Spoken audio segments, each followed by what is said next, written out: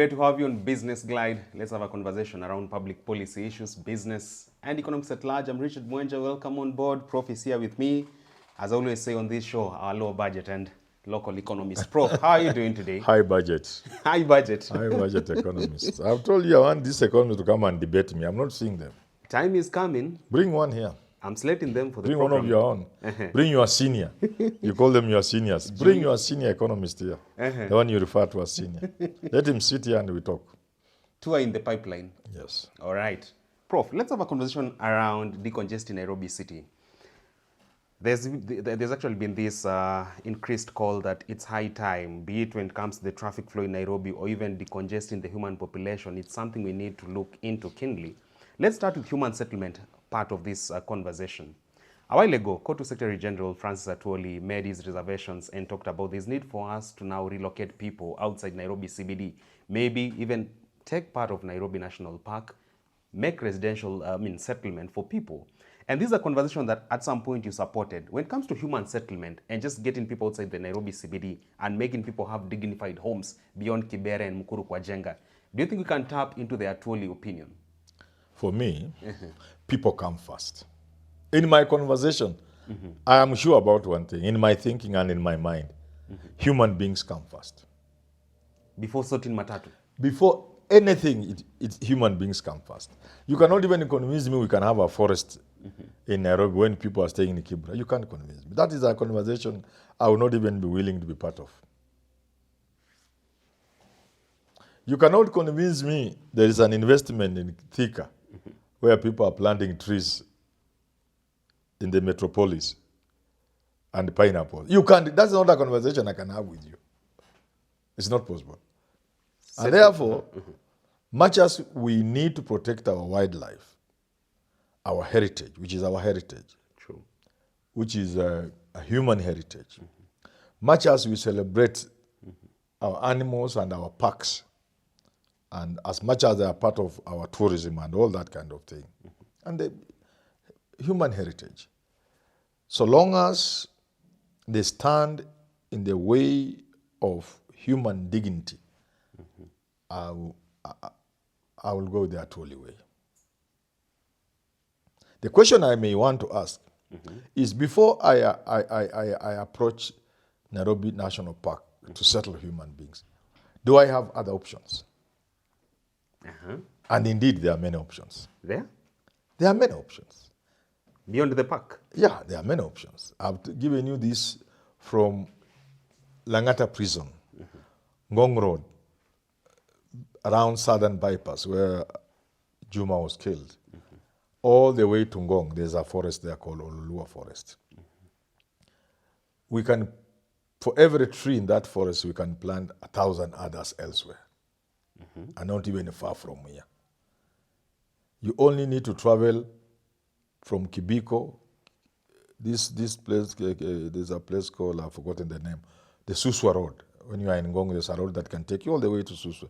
Look at the vast tracts of land where we can even take a city in the future or a human habitation in the future to decongest Nairobi. I'm talking of 200, 100 years, 50 years from now. So for every one tree that is in this forest, and by the way, what you see is on the road. Inside, people have already eaten the forest. And the big people are already building those forests. If you are in Bulbul, on your way to Ngong, driving to Ongatarongai, you will see people have developed hotels or things inside. And then there's this one near Atalanta here, around here. Yeah. So it is already being eaten by big people. So I would rather we degazette the forest, move the trees elsewhere, deliberate plant for every one tree that is supposed to be here. That acreage we multiply by 100 and plant fresh trees and put human settlement there. Because for me, human beings come first. Human dignity is not something I want to compromise on. Karura Forest comes second. You see, you'll have to balance. It's not just every forest you are going to remove. Those forests have value to the city.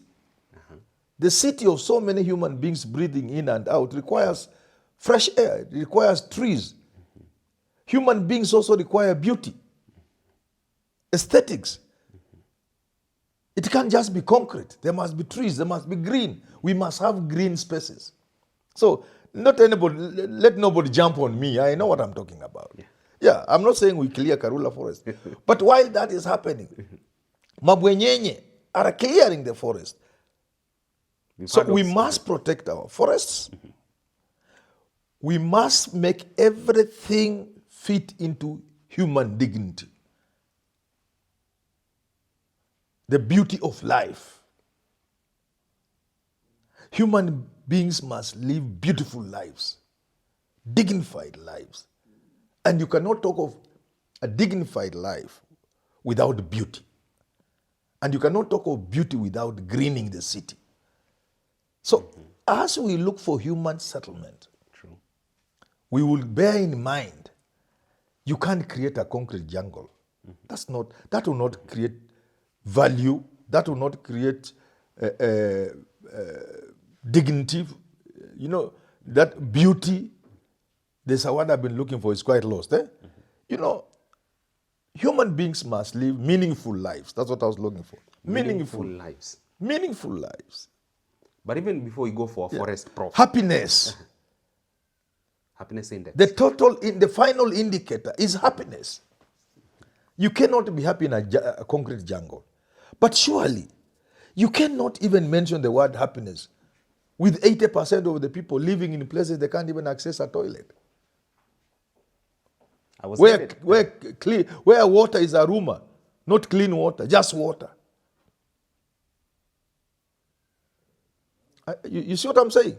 I get it. And it's in that context that everything will be put on the table. But then so Atwoli sure. may have appeared crude, even me sometimes back. Or selfish. It cost Pauline Njoroge her appointment sometimes back. True. It may appear bad, untouchable, but maybe just because of the way it is been presented. But when we are talking about settling human beings in Nairobi, nothing is off limit. Human beings first, their dignity. We will talk about the national park, the only national park in a city anywhere in the world. We'll talk about it.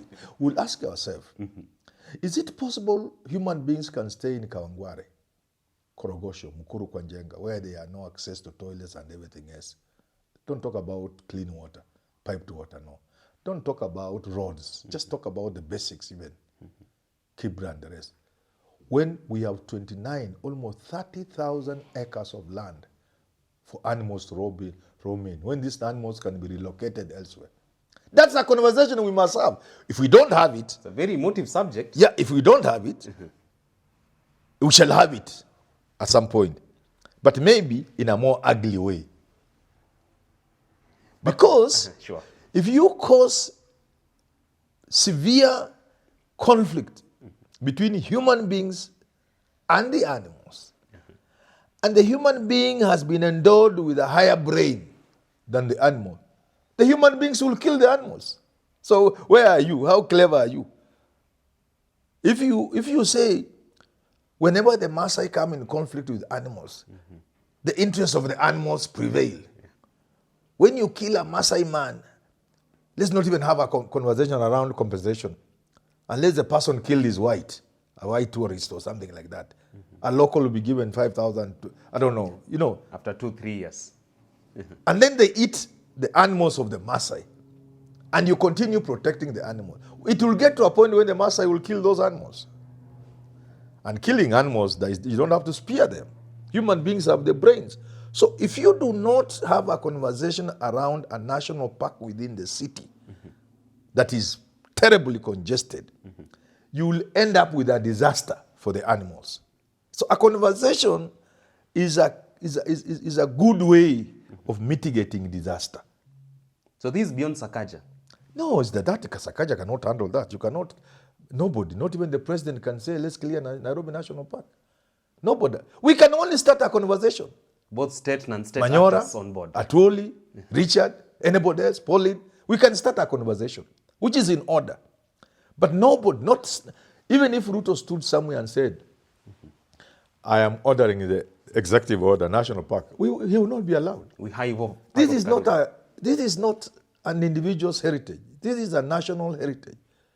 It's a human heritage. Much as it belongs to Kenya, Nairobi National Park, it's a human heritage.